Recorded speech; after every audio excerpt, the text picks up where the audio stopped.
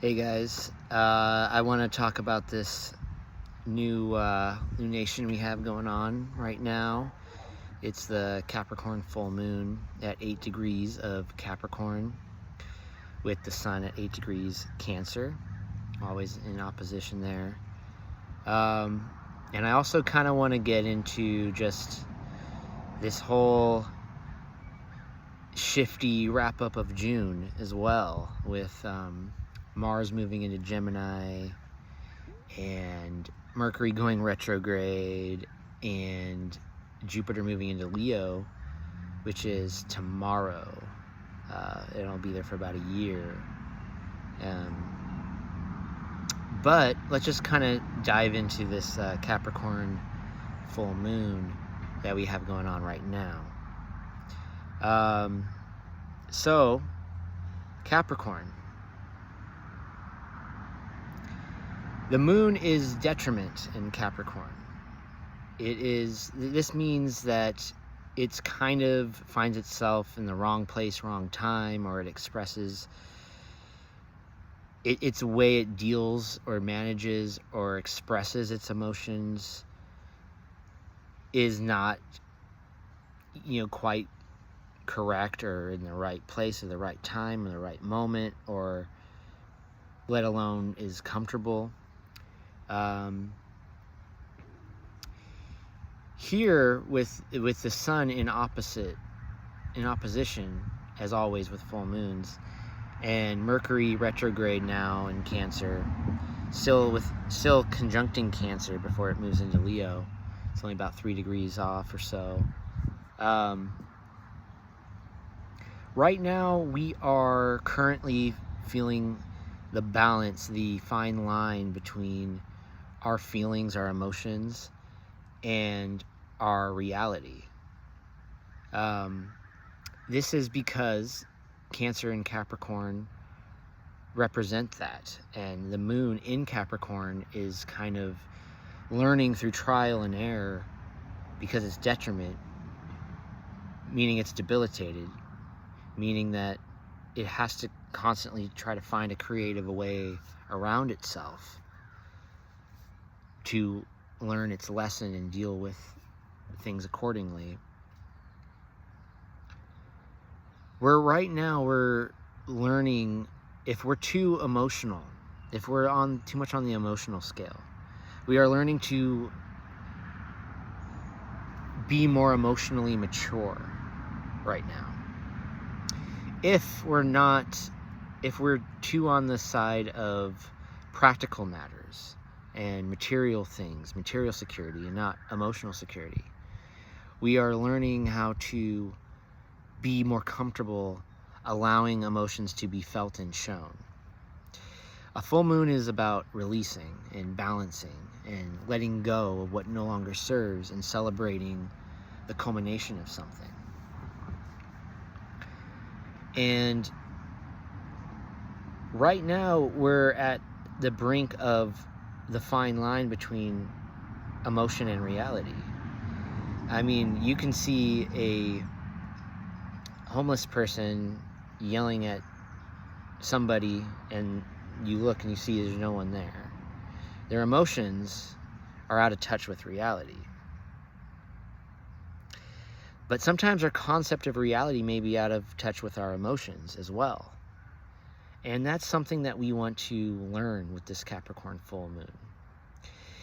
This full moon isn't necessarily making any super tight aspect, but it is within square. It's kind of in the middle of a square between Saturn and Neptune and Aries. So this is also kind of giving you that fine line of the fabric between, reality and illusion, in a sense anyway, as we feel pressure into it with a square. It's not super tight, like I said, but we feel this more, I would say, because of Saturn. We feel this more as a reality check, but then Neptune having that square there too, about 6 degrees away. Saturn's about Neptune's about 5 degrees away. Saturn's about 6 degrees away. I think it's 14 degrees Aries and 4 degrees Aries for Neptune. But anyway, that square to between Saturn and Neptune is going to create a lot of pressures into the fabric of our reality and the way that we process emotion and the way that we process our take on reality.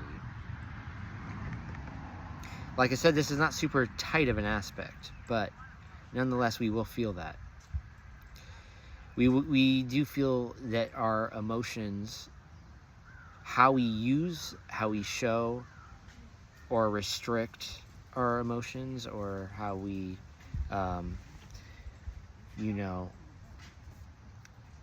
feel them, show them, demonstrate them, is kind of being pressurized we're getting to this point where we need to start revealing what we need to do with our emotions, whether we're too much with them, whether we're too sensitive with them, whether we're overflowing and drained with emotions, and we need to exert more practical and productive efforts to manage them, or we need to feel what if we're not displaying them enough, if we're not showing them enough, being too afraid to open up and allow them to be felt and shown, which is a part of the problem with a moon in Capricorn. We need to be now more demonstrative of that and allow emotional security to balance out our material security drives, to help open up and reduce some of our workloads, because then we're opening up another portal to be assisted in not having to deal with so much obstacles due to the blockages of our emotions. So in a sense, we're here to balance and cleanse how much emotion or how little emotion we are putting into things, and how much work it takes, really. We also have Mercury Retrograde in Cancer, and it's conjuncting Jupiter, so it's kind of expanding. We got to be careful not to be too sensitive over things that are being said right now. We can't be too sensitive over that, taking things too personal, and that this can make communication be really passive aggressive. But now that Mars is in Gemini, this almost makes communication more aggressive and words being more cutting at the same time. When we do use, our word, it's kind of a conundrum, especially because Gemini is also ruled by Mercury and Mars is there.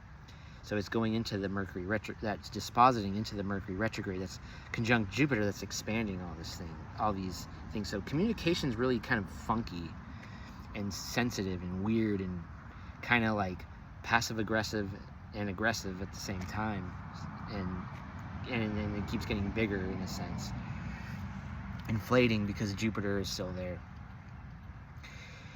So, but what that's also aiding doing is, if we are overly emotional right now, we need to learn how to become more emotionally mature, and that's the good side of having the moon in Capricorn.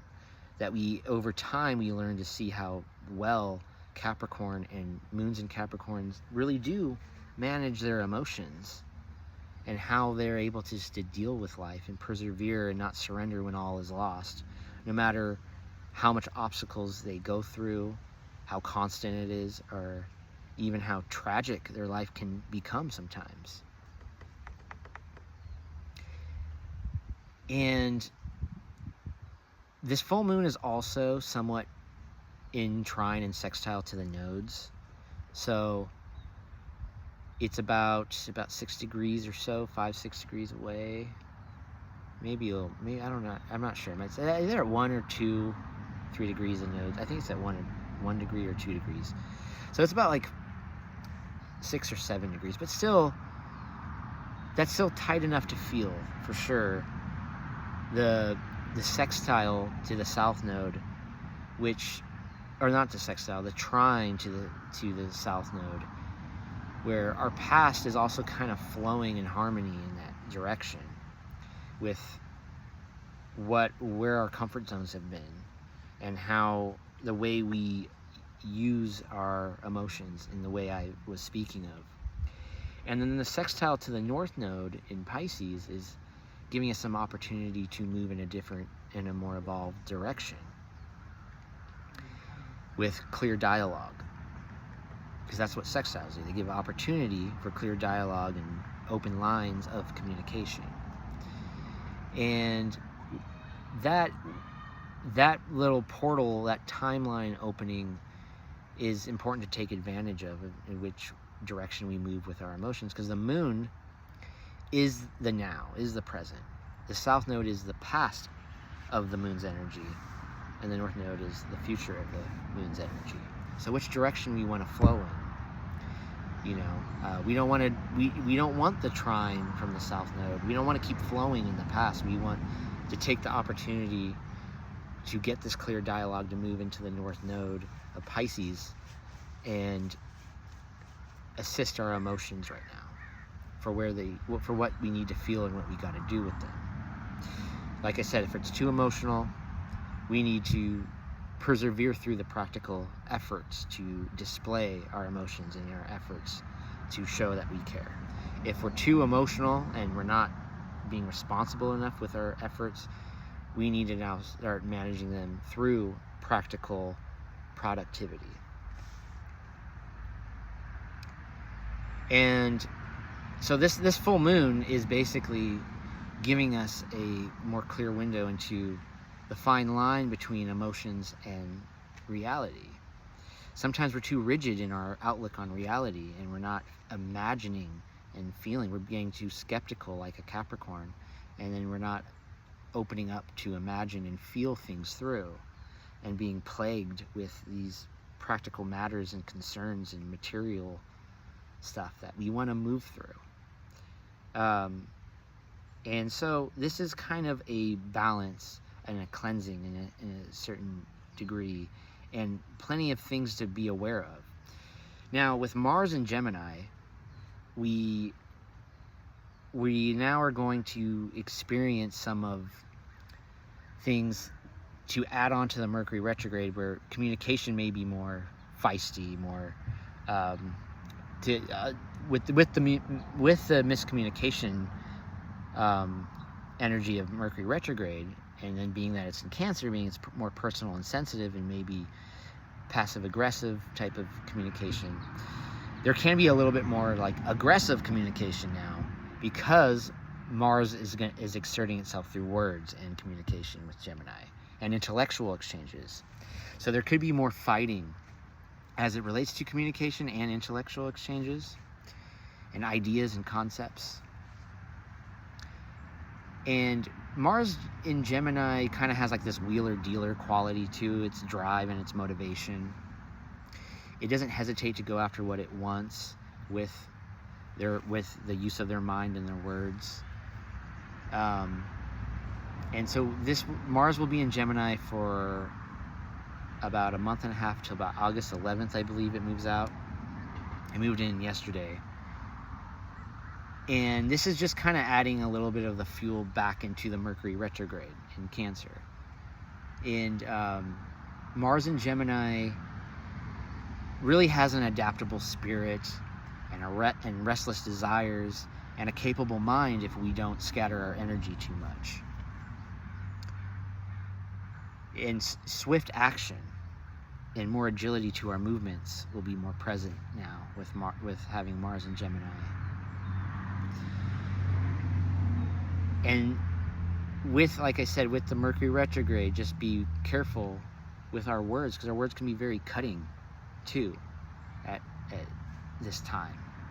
So Mars in Gemini has a way of also really convincing what you say, you know, because it's giving confident body language impulse that with the mind, with the skill and the cleverness of Gemini. So it has a way of demonstrating confident communication and convincing others of what they say. Like, there's a wheeler-dealer kind of, energy to Mars and Gemini. So we have that at our disposal for the next month and a half or so. And that Jupiter conjunction to Mercury retrograde, it still will be felt, but as it moves into Leo, it will kind of shift. As Jupiter moving into Leo for the next year, which is happening tomorrow, is a very larger-than-life, magnanimous, and exuberant kind of energy. The only thing with what I think about with Jupiter in Leo is that it is like, basically, the reality is shown through that we don't see things as they are. We see things as we are. And Mercury is how we think, but Jupiter is how we see. And as Jupiter moves into Leo, away from the Mercury retrograde in Cancer, which is still technically conjuncting, the way we see, because Leo thinks of things as an extension of themselves, and to an extent that's correct, and everybody does, but to Leo it's more distinctive.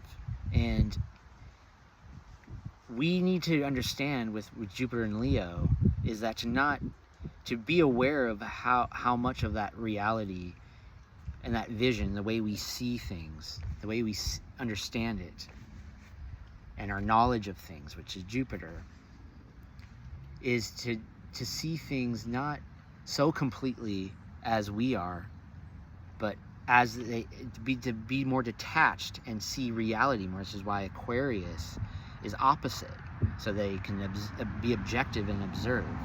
So when we're in regards to beliefs and visions and hopes and expectations, it's, you know what I mean? We need to kind of learn how to detach from the self-relatedness, the self-centeredness that is an extension of how we view everything, the feedback of, what we're trying to seek in what we see in ourselves, or what we need to supply ourselves with, our ego and our pride with, being Leo. And it's really important to understand that understanding is that we see things as we are. We don't see things as they are. We need to be careful while Jupiter is in Leo to not sabotage the luck and the expansion that we have at our fingertips of this magnanimous, exuberant energy that is Jupiter in Leo. And the South Node will be moving into Leo next month, which I'll talk about down the line. Just want to talk about now. So that we kind of can get sucked in that way of thinking and seeing, the nodes move backwards, so it'll start at the end degree of Leo, so it will be kind of far apart. But as they get closer, we'll feel that more and more of this kind of the sabotaging vision and belief and self-relatedness of our views. And this also may, with the South Node and Jupiter, this, I know that the Boomer generation had Pluto in Leo and Jupiter in Leo. And those who had it on the late degrees of Leo will feel that South Node presence and to their beliefs. Especially if they had Jupiter and Pluto towards the end of the end degrees. If the South Node comes there, they're going to feel that pressure of the beliefs of their generation and the stuckness that it produces. So that's interesting. Because I think that's a long time coming. I think the Boomers kind of need to wake up a little more in most senses, maybe not everything, but it's just with Jupiter and Leo, we want to really magnify the goodness of spirit and heart. We don't want to magnify an overly self-centered, self-related extension of how we see things and how we grow. We want to literally expand in a way that moves beyond the self and its immediate you know, life, basically. So, all in all, I think that with this full moon, this retrograde, this with Mars in Gemini, Jupiter moving into Leo, which, by the way, Mars is immediately conjuncting Uranus. It will exactly conjunct on the 4th, I believe. So, God, we got to be careful with some fireworks there. Yeah, both planets ruling accidents, and in a metaphor, those coming together are